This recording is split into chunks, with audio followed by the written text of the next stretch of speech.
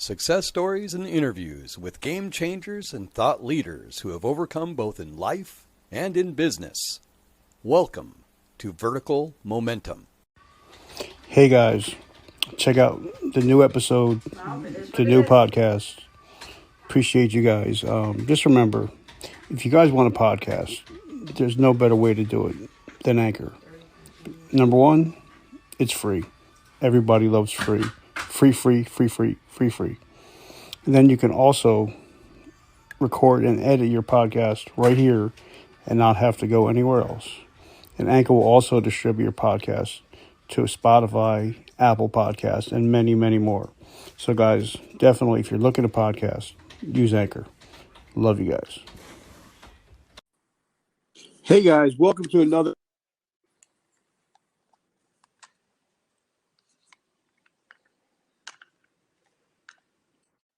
Going to be another great episode because we always talk to game changers and thought leaders, and this gentleman is both. So I want to hop right into it. He's a prolific author. He's a professor. He's a speaker. He does all the above, and he loves veterans. So this is going to be amazing. Get your pen and paper out. Professor, how are you doing today? I'm doing real well, Richard. How are you doing, sir? Good. So you're in Hawaii right now. And by the way, I love the University of Hawaii's football stadium. It's truly amazing. Yeah, well, I think they're getting ready to do something with it. Maybe tear it down and start over, or refurbish it pretty significantly. I'm actually at the branch campus in Hilo, so I live on the Big Island, on the east side of the Big Island. Yep. Okay, so now, where were you from, and where were you born, and what were you like as a little boy? All right. So my story. So my father was a physician. So I was born while he was in medical school. And so we had a lot of moves right after that. So residency, postdoc, first couple of jobs. Plus, he was in the Air Force. So this was the 1960s. In 1969, my father, he had all the training and various assignments, but eventually he was deployed to Vietnam. So my father was a Vietnam veteran, and that's what I grew up in, was kind of the shadow of the Vietnam War into the 70s as the war was winding down. And so I grew up with a lot of awareness of veterans, a little bit about what war meant and how it affected some people. Now, I also want to mention another person who was very important to my childhood, was my great-grandfather. And he was close to 100 years old when I was about 10. And one of the things I like to do is sit on his lap and talk with him about his experiences. And one of his early life experiences was he is a veteran of the Spanish-American War. And he had fought with the Michigan militia at the base of Kettle Hill, the Battle of San Juan and Kettle Hill. So I got his story, which was truly remarkable, not for the combat, but for what happened afterwards. So if okay, Richard, I kind of like to tell his story because it has a bearing on my Definitely story. This is your time, so let's just it's like two brothers just hanging out having a cup of coffee. Roger that. So my grandfather and his whole unit were brought. It was a very short war in Cuba. It was 3 or 4 months, and he was brought home, and they were all sick. They all had malaria, dysentery, whatever. They didn't even know what they had. They were just malnourished and sick. And they pretty much got mustered out at the dock on Long Island, and were just kind of dumped there and told, thank you for your service, goodbye. And my grandfather didn't know how he was going to survive because he didn't have much money, and he was in very bad shape physically. He was very sick. And guess what? It wasn't the VA. It wasn't the government. It was a private citizen who came down to the dock. It was a wealthy New York socialite, I guess, who came down with her horse and buggy and her butler, and she took the 5 or 6 sickest guys and took them home, nursed them back to health for 2 or 3 months, and then helped them get home. So that was a powerful story for me. And I think I guess the point I would like to make here, and I never served. I'm not a veteran myself. I never served. But I think the point I want to make is we have a society that's really separated from veterans. The divide is huge. and it's not good for our veteran community or our active duty community. It's not good for our society at large, this divide between military and civilian. And one of the things that I find really sad is, the VA is a large behemoth of an organization, the largest healthcare organization in the world. I worked there myself for 15 years. And it's, it does what it does, and that's fine.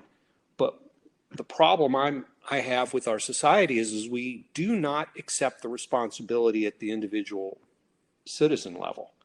We think the VA, veteran VA, they handle all your problems. We don't really need to do much for you. And obviously there are philanthropists and there are foundations trying to fill some of this space, some of this gap. There are many individuals, but by and large, our society is really unaware of what our military has done for the last 20 years and how it's affected our service members. And like I said, I have two podcasts now. I've interviewed almost 250 different veterans and different doctors of psychology, and it's amazing. Like you said, most people will think, they hear a commercial, the National Guardsmen, 2 weeks out of the year, one weekend. Yeah, easy day, right? Yeah, but when they talk to that soldier, they don't realize that in that 8 years, they've done 3 deployments to Afghanistan. And so it's not, what people actually think that it actually is. And for a National Guardsman, it's harder because you're trying to balance your civilian life Sure. with your military life. And a lot of times they also clash very heavily. Have you, talked to National Guardsmen about stuff like that? Yeah, I have. And I know that the burden on National Guard is very high. I don't think most Americans have any awareness of that. And I do a lot of work with the veteran and with some active duty components. So I'm pretty involved in the community in a variety of ways and in a variety of places in the country. But one of the things I try to do as just a humble college professor with my students is work in some of the knowledge, some of the awareness, some of the history. What's astonishing to me is, think about today's college students. If you're 18 years old and you're a freshman or a sophomore, you were born after 9/11, so you don't even have a memory of what it was like before 9/11. You don't know what 9/11, felt like and meant to the people who experienced it.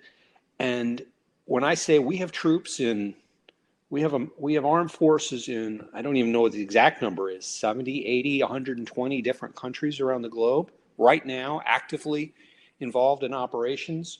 And the students, their jaws drop. They don't even realize we're still in Afghanistan, many of them. So, and I get it. College students aren't reading the newspapers, and they're not, in high school, they're not following the news carefully. I kind of get that, but it worries me. We've got a society that doesn't know our own history, our own recent history. And it's true. And I'm seeing less and less people actually wanting to serve our country. I believe it. Like I have a lot of friends that are still in the military, and there's not a lot of people joining the VFW. All these different organizations. They're not the memberships are so down. Really? Right now. Yeah. The VSOs. Yeah, because I guess a lot of people, they think, well, the VFW was where all the old guys go to drink and stories. So it's kind of like, we have to reinvent ourselves. So now when you first started getting into, with combat veterans, you started in around 91? So it was coming off a lot of, back then, the Gulf War just kicked off. And we're still dealing with the after effects of the Vietnam War. Correct. Talk to us about, when you first got into helping combat veterans. Sure. So I did my graduate PhD in clinical psychology, University of South Florida, and my dissertation had to do with combat-related PTSD. And so part of what I arranged to do was to do my fifth-year predoctoral internship. It's a national thing, kind of like medical residency, except it's only 1 year at a VA in Charleston, South Carolina. And I had was at the Medical University of South Carolina as a trainee, and that was 91. And then 92, I finished as a trainee, completed my degree, and I started a full-time job at the same VA where I just spent the last year as a trainee. So you're right, 1991, 92, couple of things. First of all, PTSD was not even made into a diagnosis until 1980, so it wasn't added to the psychiatric lexicon.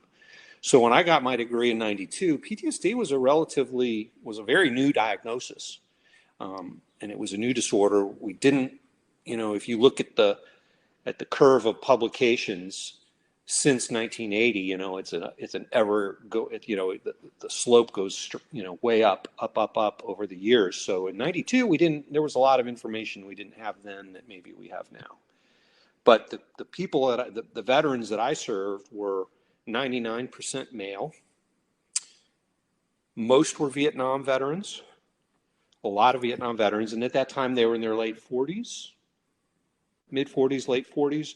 I saw a lot of Korean War veterans, a fair number of World War II veterans, and we were just starting to get a small trickle of the original or of the first Persian Gulf War, which had just ended.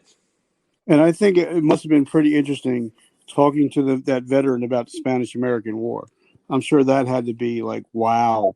People don't even hear about that anymore. Yeah, yeah. Well, that was my grandfather, so of course a lot of that was family history, and he was a special person in the family. But right, I mean, we as a nation, we've had a number of very significant wars, but also a number of very small wars. I don't think to the individual soldier, I don't think it matters the size of the war. It's the experience of being overseas in a dangerous place, fighting a war. I'm not sure that it's necessarily truly fundamentally different if you look from the Civil War through any of our wars. So, as we all know, we always hear about the number 22, but, because all the people that I've talked to and had on my shows, the real numbers are upwards of 35 first responders a day commit suicide, including 22 veterans and 2 active duty soldiers commit suicide every day. But that's only 50% of the states actually reporting suicide. So I'm sure the numbers are much, much higher. What are you seeing trending? It seems like a lot of people are talking about it, but there's not a whole lot being done about it. Yeah, right. So this has been an issue that's been kind of on our awareness for about 15 years now, 15, 20 years now. The concern of active duty combatant suicides, or of current service members, and also of veterans. And Richard, I'm going to agree with you. I don't think we really know. I don't think the data is very good. I don't think it's reported very comprehensively. And you get into challenges of even interpreting some of the data. So technically, what counts as a suicide is only when the coroner makes that ruling. So what happens in the case of a one vehicle fatal motor vehicle accident? Is that a suicide, or is that an accident? And it depends on how it gets recorded, and depends on the coroner. Yep, because I know at least 3 guys in my old unit actually drank themselves to death. And so that's a whole other thing. Is there's the active suicide, as in somebody who plans a suicide using an immediate means, like a gun or a rope or a knife. And then there's the people that slowly kill themselves with drugs or alcohol or other self-destructive kind of behaviors. But we published. One of my really good colleagues here is a historian, and we published a study about 1.5 years ago in one of the JAMA network journals. And we worked, I'm a clinical psychologist working with a team of historians, and we tracked down active duty suicides for the U.S. Army going back 200 years. And so we were able to draw essentially a timeline since 1819 up through present day. And of course, the records aren't great prior to the Civil War, but starting in the Civil War, we have really pretty good data on active duty Army suicides. And what we found was there have always been suicides. Interestingly, in American history, the active duty suicide rates actually drop during wartime. So you see a drop in suicide rates during the American Civil War, and then they go up a little bit after the war. Same thing when you get to World War I and World War II. Today, we're seeing a different trend, a different pattern. Rates of suicide are much higher than they've been in the past. So from a historical perspective, I think we need to be worried. I think we need to be very worried. What's happening now is an ahistorical pattern. So now, I've seen that you've talked to, you've been involved with the VA and all these different organizations. So when they ask your opinion on what we can do to help save more lives, what is your response? I know it's hard to make a canned response, but no, I have a response. For the people that are listening, what can we do? What are we able to do? Yeah. And I do have some thoughts on this, and certainly not a perfect answer. But one thought I have is for veterans, and you can tell me about this, but as a veteran, when you leave the service and you come and you're sort of welcomed back to civilian life, civilian society, is it a welcome, or is it a cold bucket of water that's dumped on you? Everybody's transitioning story is different. Right. But, it's kind of, like in the military, we're taught, you train until the mission is complete. And then when a ex-military personnel takes a job in a civilian sector, it's kind of like, all right, half-hour break, lunch, and then we're out of here at 4:00. And there's still work left to do. Military guys like, wait a minute. We're not done here. Yeah, we still got work to do. Yeah. So a lot of times we just, it's kind of like when I talk to a lot of guys and when they get out, they put out their resumes and it's all full of military jargon. Yeah. And, the reader's eyes glass over. Right. How do you translate that? And then they just throw it into the pile. We're like, oh, I don't understand it. So yeah. I'm not look at it. So, a lot of that happens. And if you've been in the military and like me, I was a tank commander. There's not a lot of jobs out there that's looking for tank commanders. Yeah, right. So you kind of like have to find your way in life. And I think the hardest part for me was, I was in for 23 years and my whole thing was be Sergeant Kaufman. And then when I got hurt and they medically discharged me, well, who am I now? Right. Who are you? What's your mission? What's your identity? What's your purpose? Who's your tribe? All those questions smack you right in the face. So, yeah. So let me give you a chance to finish, Richard, and then I'll go back to the suicide question. No, I'm saying, everybody transition story is different, right. But, like when I got out, I thought, hey, the world is my oyster. I'm a veteran. I'm going to get offered so many jobs. And they're like, okay, you're a veteran. Okay, so what? Here's a free meal at Friendly's on Veterans Day. Have a great day. Right. Yeah. Right. Yeah. Thank you for your service. Exactly. Yeah, there's a lot of kabuki out there, a lot of kabuki theater. So here's my thought. Suicide prevention efforts are mostly bullshit. There's very little evidence that a so-called suicide prevention program works at the population level. Hotlines, who calls them? Really? I mean, really not very many people call them. I've worked on a hotline, never got any calls. I did 3 years as a hotline, a volunteer when I was in college, and never got a call. And that's not the only piece of evidence. That's just my own anecdotal experience. But the specific suicide prevention efforts don't ever seem to work. So, President Trump started the Prevents Committee, and I forget what the acronym Prevent stood for, but it was basically an anti-suicide committee. And they spent a year or two convening and meeting and doing things, and they released a report and patted themselves on the back, and it was all done. So I don't even know what they actually did, but I don't think suicide prevention works. Here's what I do think would work. A fundamental reshift of what the VA is and how it functions. And I would even start further down upstream than that by, this is again, if I were in charge of everything and could make the policy recommendations, I think we need a national service mandate for all young people at some point in their early adult life.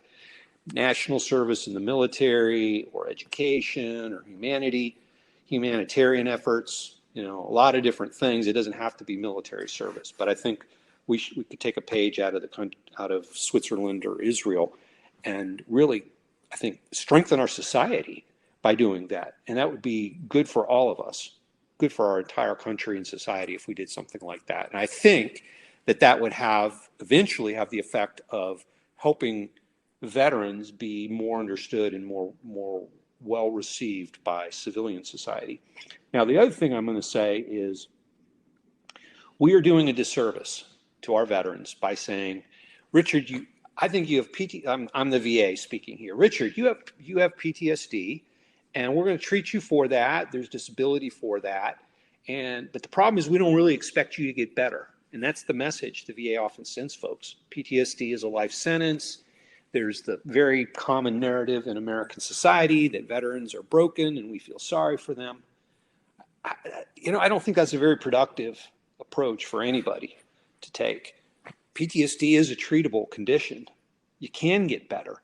The problem is, and here's my second problem with VA, and I have a lot of problems with the VA. I worked there for 15 years, left in 2006. And so I feel like I have enough awareness to be critical of the VA in certain ways. They have not gotten to the point where they can understand that it's not just about PTSD. If you have PTSD and they treat that, fine. But what if part of your problem is sleep apnea? So you're not sleeping. And what if part of your problem is you have low testosterone? And what if part of your problem is you've got traumatic brain injury that the VA doesn't recognize because they don't understand what blast wave exposure does. They don't understand that pulling a trigger, firing a rocket, normal activities in the military, things that we don't think of as being causing injuries, but they do. And the VA is not caught up on that. So my problem with the VA is treating PTSD in isolation from all the other things that are going on for many veterans is just not that useful. There are pathophysiological things happening in a veteran's body that are not going to be treated by going in and having conversations with a psychologist or taking 5, 6 different, 7 different psychiatric medications. There's so much stuff I want to get into, and I'm so grateful to be able to talk to you today. Yesterday, I had the honor and privilege to talk to Dr. Shauna, and we were talking about. Yep. Shauna Springer. Yeah, I know her. She's good. She's written a nice book. Yep. Yeah. Her book was amazing. And I was actually, me and her episode is going to come out on March 10th. We did an episode together. Okay. And, yep. We're talking about mental health issues. And, in one of her books is called, one of her chapters is called How Dare You? To where, we're carrying around guilt. Because most people, the human psychology is not supposed to see things that a lot of military personnel have done or have seen. And, like I said, I'm not a professional at all. I'm only a ninth grade dropout, but I've, been doing this a while. That I find that when an adult acts out, it's usually because stuff that happened between the ages of 3 and 13. Then you add alcohol to the mix. Then you add war to the mix. Yep. And you have the perfect storm. And nobody tells you how to get out of the perfect storm unless somebody's been in the perfect storm. Well, let's add more to the mix, because sleep apnea means you're not sleeping very well. Even though you might think you're sleeping, you're not getting the quality of sleep that you need. So again, it's more than it's even the mix is there's a lot of things in the mix. And then you put in the transition challenges, the mission and purpose challenges. It's massive. It's massive. And like you said, I was in the health and fitness industry for over 30 years. and I also have a TBI. But also, people don't realize, like, I was in tanks for over 20 years. Every time you launch a round down range, your your body's moving, your head is moving. Even though they give you a cheap CVC to wear, Yeah. you're still getting Yeah. some issues. And like, I'm very big on. I wish the VA would actually start talking to soldiers about TBIs and eventually, CTE, because I think a lot of people have gone undiagnosed that have committed suicide because of having CTE. I, You know? I agree, and Richard, can I tell you, it's even worse than that, and it's more complicated than that. So, could I just give a little, maybe a 2-minute primer on TBI? Oh no, I'm enjoying this. I'm so grateful, and I'm actually learning a lot. So thank you. Right. So, there's 2 different types of TBI, and we only talk about one of them. The VA only really seems to be aware, and I don't, it's not fair of me to say the VA as if everybody in the VA is the same. Of course, there's a wide range of experiences and expertise, and so it's not being missed everywhere. But there's 2 different types of brain injury. One is the one we're familiar with, impact forces. You get hit on the head, you get punched, you fall off the back of a truck, you're in an automobile accident, you played football, you wrestled and bumped your head. Impact injuries. Hit your head with a force. It literally rattles the brain back and forth. It floats. It essentially whiplashes back and forth inside your skull, and you get bruising, physical bruising of the brain. That can lead to a concussion, and those add up over time and can lead to what we now are calling chronic traumatic encephalopathy, or CTE. The problem with that is we can't diagnose it while you're alive. It's only recognizable on a post-mortem brain study. So that's the bad news. All we can do is record the history of impact forces and then look at deficits, cognitive deficits.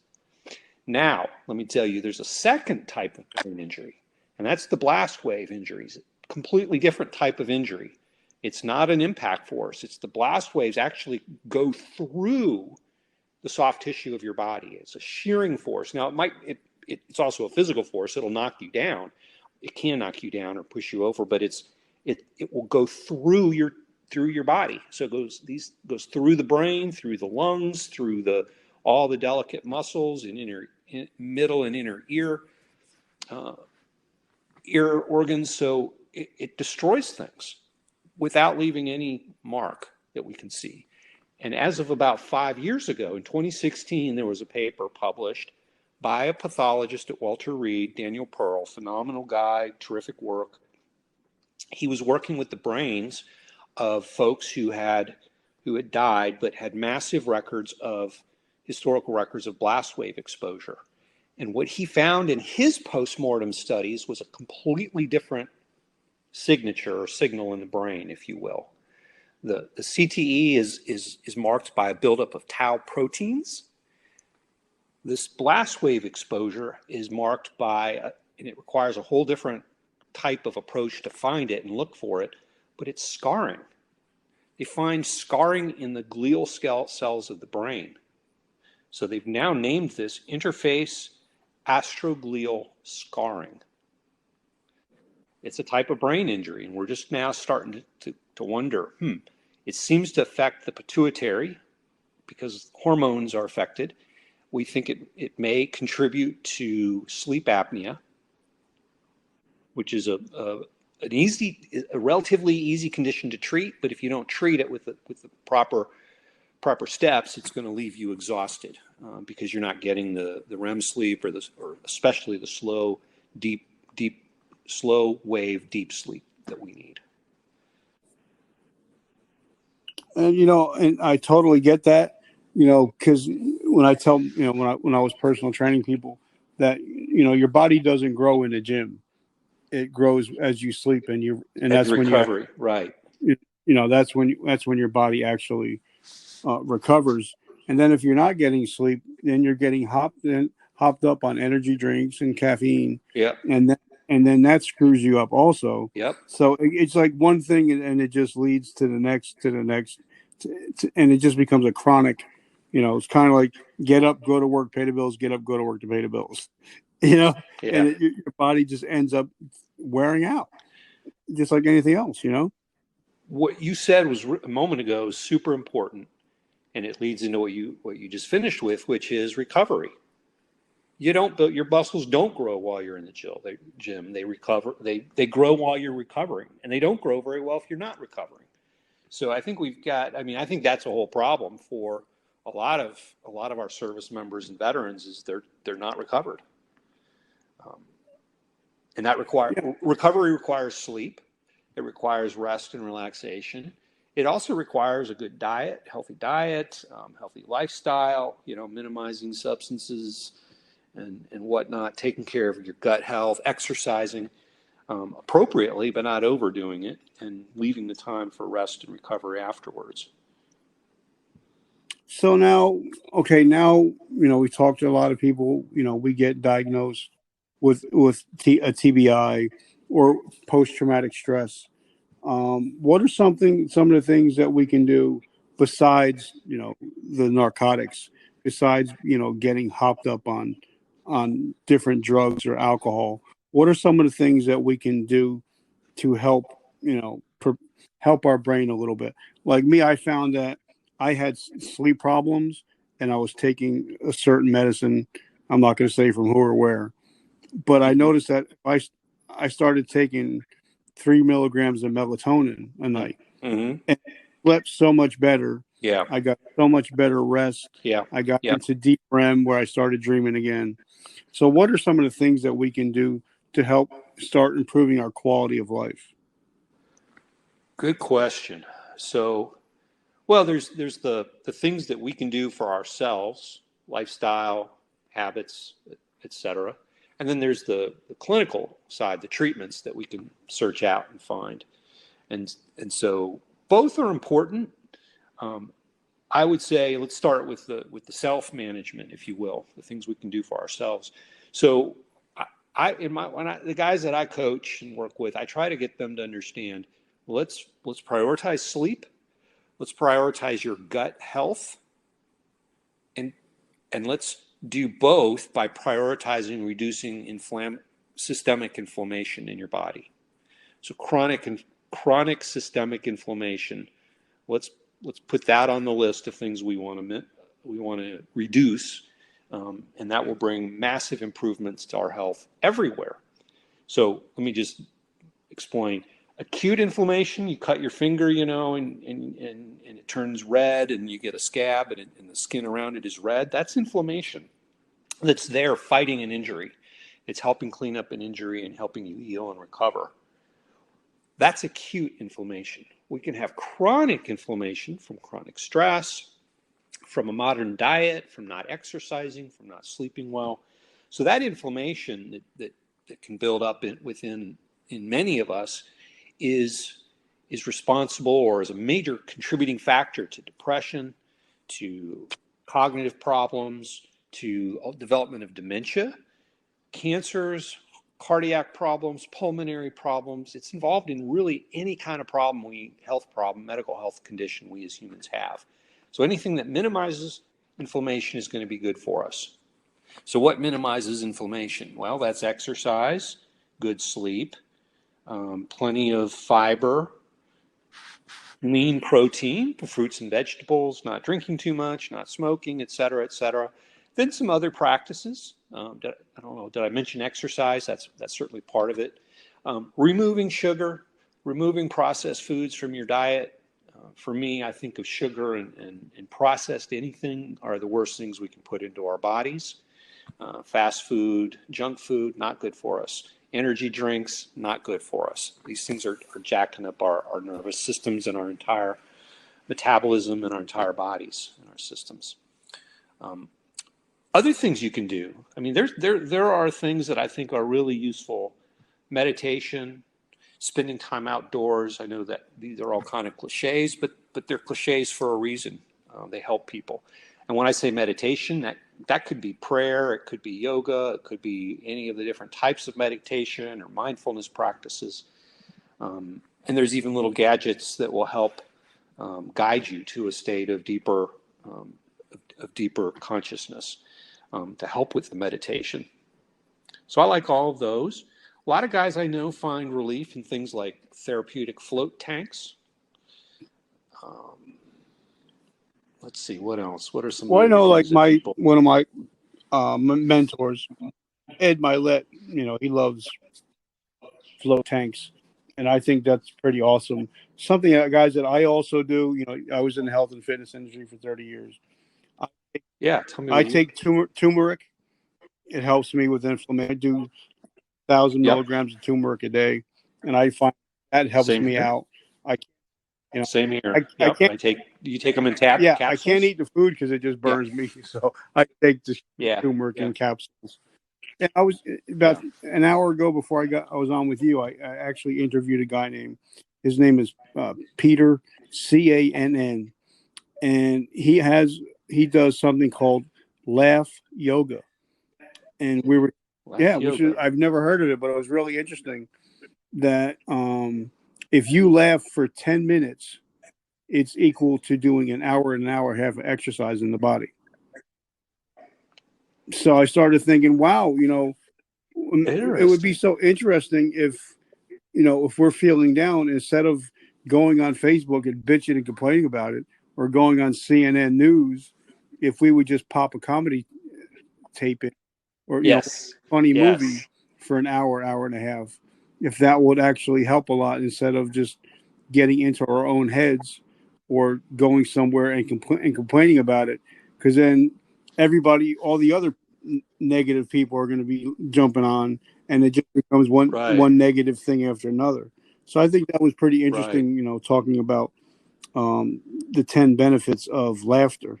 And I never thought about that until I interviewed him. I was like, wow, that might help a lot of people, just to be, if you're able to laugh a little bit. Well, laughter's the best medicine. Yeah. Remember that? That used to be a column in the Reader's Digest, and I think it came from. I'm blocking on the guy's name. He wrote a very famous book in the 20s or 30s. But basically, he says he was sick and he cured himself by watching Marx Brothers movies. Might have been might have been much later. Might have been the 40s, 50s, or 60s. I don't remember who it was, but I here's my thought on that. I don't know if laughter is as good as exercise. It probably definitely burns calories, and you're tightening your core muscles while you're laughing.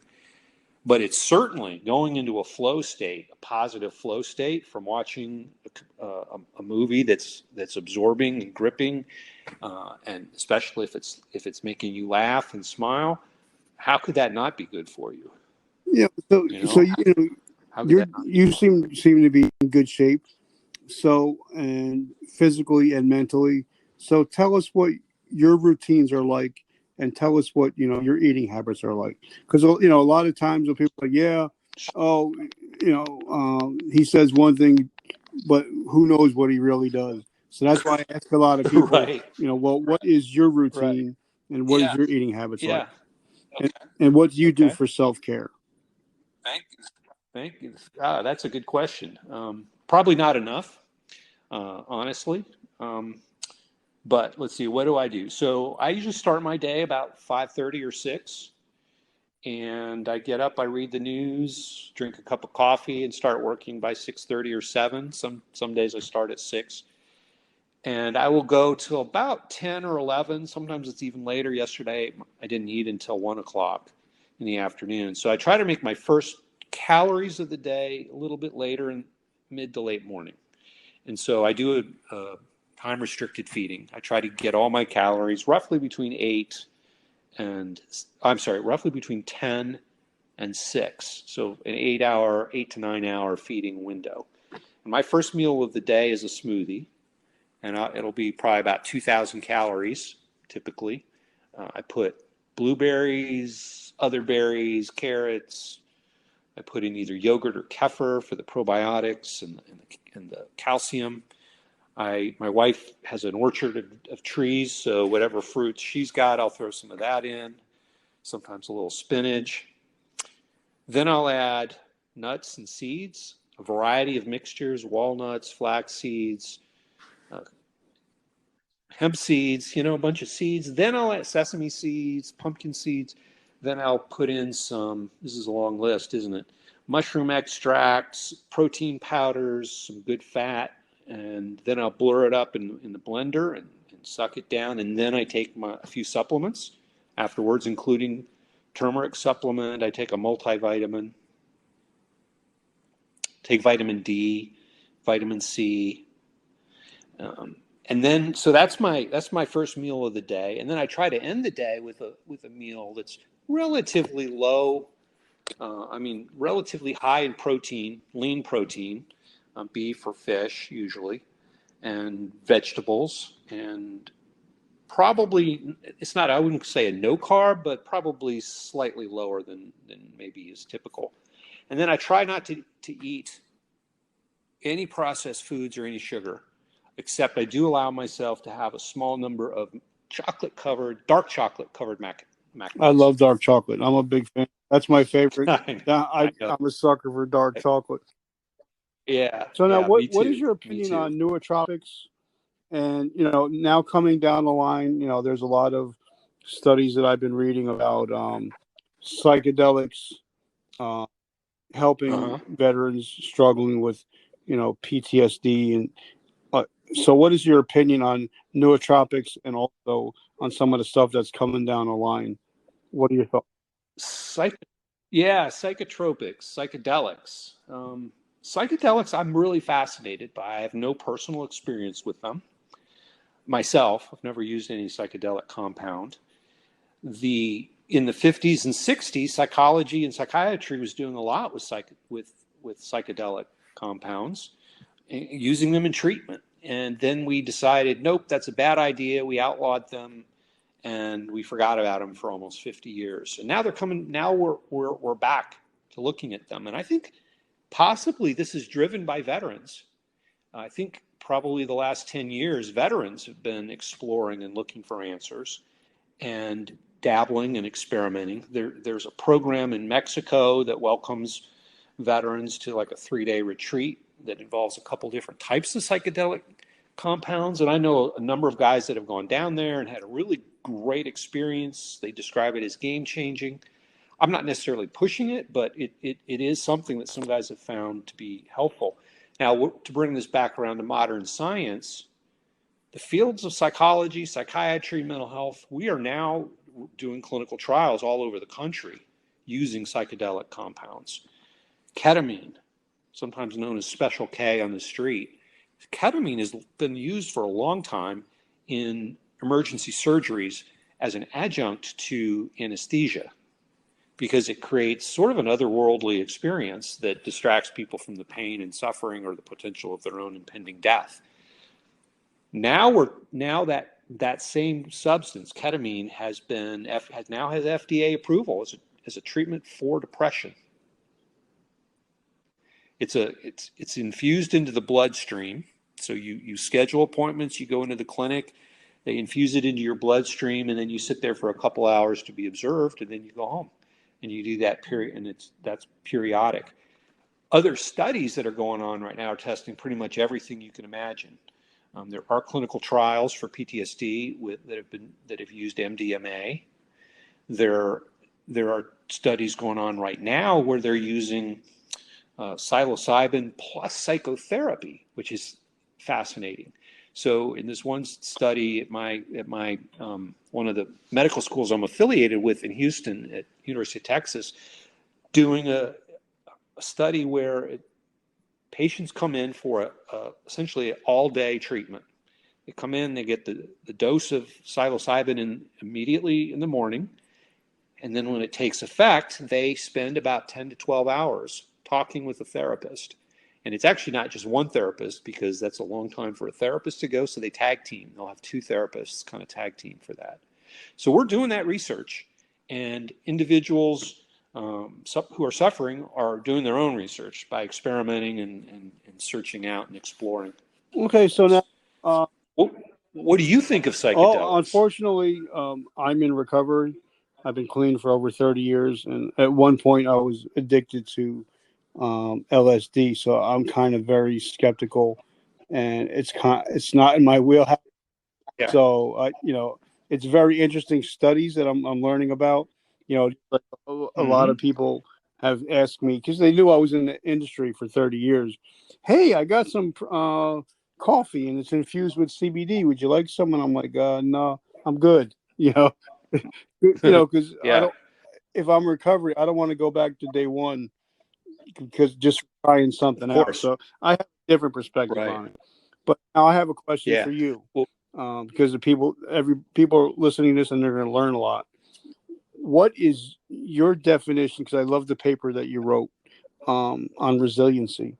What is the definition, the real definition of resiliency? I like that you asked that. I'm gonna say resilience is a farce. We don't have a definition of resilience. We don't agree on it, and I think different people have their own ideas about it. But I don't think we've got a coherent understanding of what we're even talking about when we say resilience. So, for example, are you resilient if you develop PTSD but go on with your life and kind of master your PTSD and live your life effectively? Is that resilience? Or is resilience never to have developed PTSD in the first place? Is it resilience? Is resilience a word we use to scare people into being aware of the other side, the side of the pathology? So we want to emphasize resilience. I don't know. I don't know what it means, and I don't know that we as a society have any kind of agreement Okay. on it. There's a whole other topic, or maybe another word, phrase that might have maybe some special implications, called post-traumatic growth, and that's the idea that regardless of how maybe you're harmed by traumatic experiences, you can also learn from them and benefit from them in ways. So, and I think the concept for me of post-traumatic growth, um, really kind of led by a guy named Richard Tedeschi, a psychologist I think he's in Virginia now, maybe North Carolina, is an important concept. And so you probably know this yourself. A lot of what you saw and did in the military really wasn't good. It wasn't pleasant, and it may have harmed you and damaged you and changed your opinion of humanity. At the same time, I'm guessing there are things that you've taken from that you can say, and most people can do this. You know what? I learned this, and that was a really good thing. My traumatic experiences, I've grown from them in certain ways. And 30 years of sobriety, that sounds like post-traumatic growth or resilience or something in that framework. I'm not sure what to Yeah, call it, like though. um, like my like I said, Ed Milet is something I really somebody I look up to a lot, and he talks about being your message, but and he says that things do not happen to you; everything happens for you, and everything is a teachable Mm-hmm. lesson. So if you look at it and stop playing the pity party game instead of saying, why me, and start saying, well, why not me? Why are we so special in Yeah. the world that Yeah. we shouldn't expect problems to happen? What makes us so special? And once you change that mindset, I think a lot of things start to change. So tell us about you being a performance specialist with Gray Go Solutions. What is that all about? Ah, okay. So Eric Gray, my good friend and brother Eric Gray, is a former Army. He did 25 years in the Army, Special Forces, and we've done a little bit of work together with some special mission folks, working on performance and, let's see, what would I call it? Kind of a blend of wellness and performance at the same time. So working with guys or groups or teams to help them understand. First of all, we talk about I actually do some assessments, including some cognitive assessments, so that we can start by saying, okay, so where are you now? Where are you psychologically? Where are you physiologically? What do your hormones look like? What is your neurocognitive functioning abilities, strengths and weaknesses or deficits? And trying to put it all together and then to help the individuals with their performance. And I would say you could apply that model to anything. What we've been doing is some of our work has been with some of the folks, some of the some of the operational medicine folks that do tactical medicine, like the folks that have been bringing Americans home from around the world, the guys that evacuated Wuhan, China, a year ago, or a year and 13 months ago when we were first hearing about COVID and things like that. I've done a little bit of coaching with active duty guys who are prepping and preparing for various, milestone unit selection programs and things like that. I view it, I view it as two sides of the same coin. We can view you as needing clinical services, clinical care, medical care, and I kind of think of that as being kind of to the right of some point on a continuum, and to the left point on that continuum are all the things that people need to do to take better care of themselves, to perform better, to improve their quality of life, but also so that they get past that point, their clinical needs and difficulties are less than they might otherwise be. So I see it as kind of two parts of a continuum. I love that. Now I got a question. I'm sure you've been interviewed a bunch of times by a lot of people, but I want this last part of the interview. I want Christopher Bartley to talk to me about his books and why he wrote his book. Oh, thank you. Well, that's that. Thank you for asking. Thank you even for knowing about that. I got to do cool. my due diligence, and I'm a big a big reader, so I can't wait to get my hands on the books. Okay, so I'll tell that story kind of quickly. I know we only have a few minutes left. So I've always wanted to write. I've always enjoyed writing, and I went to Kenyon College, which has a long literary history in America in the 20th century, at least. So I written several books, some of which were never published. In 2009, I somehow landed a British literary agent, and my first book was published in 2013. So I've written 8 novels under the pen name Christopher Bartley. I'm not trying to hide myself. My agent suggested that might be a better name to write under. So that's fine. It's an inversion of my first and middle name, Christopher Bartley. Yeah, that's where the name comes from. So my middle name is Chris, Bartley's my first name. So I grew up reading the classic hard-boiled mysteries of Dashiell Hammett, Raymond Chandler, Ross MacDonald, and many John MacDonald, and many others, and loved all the movies, the Humphrey Bogart movies. Still do. Still read those books, still watch those old movies. So I wanted to write a book that I would enjoy reading. So my books, I've written 8, actually 9, one hasn't yet been published, about a bank robber set in 1934. So they're hard-boiled crime novels written kind of in the style of some of the older hard-boiled crime writers of the earlier half or part of the 20th century. And really my stories are about one bank robber in particular but this 1934 is a very specific historical context. So my real goal is telling stories about America from the perspective of a professional criminal who's kind of a bad guy, but he's also the good guy of the stories.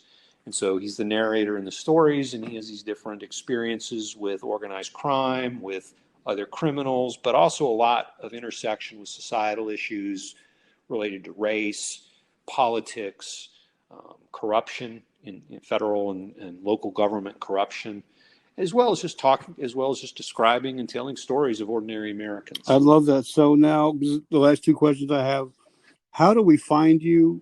How do we get in touch with you? How do we order your books? Well, all my books are on Amazon, so you can order paperback or Kindle books off via Amazon. I will say the 8 books kind of go in order, but throughout the course of a year, so they're pegged to historical events, but they're not really. Each book is an independent novel, so you don't have to start at the beginning necessarily.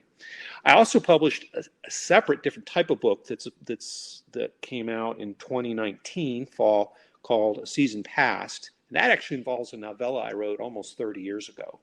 So a book that I wrote in my youth, and then I wrote a couple other books to go with it. So it's 2 novellas and a short story they're set in different times, but they're all kind of love stories, but also stories of a veteran, combat veteran struggles after the war, after their wars. So one is about a Civil War veteran set in 20th century, turn of the century. One is about a returning GI after World War II. And the last short story is kind of a love story to my wife. It's actually a true story about a hike we took in Tent Rocks Park, New Mexico. It's near Albuquerque, New Mexico. And we met a fellow out there, and we just had a conversation about it. He was a Vietnam veteran, and we had a long conversation with him that was kind of meaningful and powerful. And so the third story is just that day. But they're all on Amazon.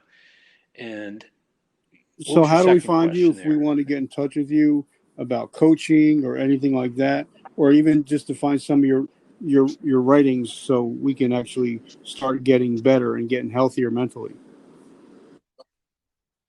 Well, all my scientific writings are available on Google Scholar or Medline. I mean, they're all public access. If there's a particular paper you want that you can't find, you could send me an email. You could reach out to me. You can find me on LinkedIn as well. So how do you say your last name? Yeah. My last name is pronounced Free, as in F-R-E. Because we have my kid's teacher, swimming teacher, he's spelled the same way, but it's Fru. He says it's Fru. That's what I was like, wow, that'd be interesting. Yeah, it's fair enough. I mean, you can't look at it and know how to really pronounce it. It was changed at Ellis Island. So my great-grandfather's name would have been spelled F-R-U with an umlaut over the U and then H. And the word means early in German, and it's pronounced very differently. I won't even try to pronounce it because I make a fool of myself. But it was changed at That's Ellis cool. Island. And a lot of people don't realize how many things got changed. Like I got like 3 different spellings of our name, all from Ellis Island, and they all came on the same day. It was just like whatever they decided to write, that was what it was. Right, whichever line you were in, you got that person's pet translation. So last question is, since we live in a crazy world, with COVID, and we got grandparents teaching, homeschooling kids, and so if I ask somebody to do something in the next 7 days, they're likely not going to get to it. But if I ask somebody to take an actionable step in the next 24 hours, they're more likely. So if somebody is struggling with, depression, PTSD, what is something they can do in the next 24 hours to start to get help? Make a phone call, pick up the phone, or better yet, talk to somebody you love and trust in person. Let them know you're hurting. Ask them to help you get help. The easiest place to start is with your primary care doc. Primary care docs triage everything in the world, and they can take steps to help you in the moment acutely, but they also can make whatever referrals are necessary to the specialists that they see as necessary. So talk to a friend, talk to a loved one, a trusted one, talk to a primary care doc. And of course, if it's truly an absolute emergency, call 911. I love that. Thank you so much for hanging out with us today. Oh, Richard, I appreciate your time, and I've learned a lot, and I can't wait to delve into some of your teachings, and I can't wait to pick up your books. I'm so excited, and I'll put all those everything, and I'll put them in a liner note so people can get in touch with you and pick up your books and whatever else you got going on. Oh, thank you. Well, that's awesome. Appreciate it. And if you ever want me to come back, I'd love to. Thank you so much, and have an amazing day. Have a great weekend. Bye, brother. Okay, bye. You too, sir. Take care. Bye-bye. Thank you for joining us today. Please hit subscribe and share. Please feel free to leave us a comment.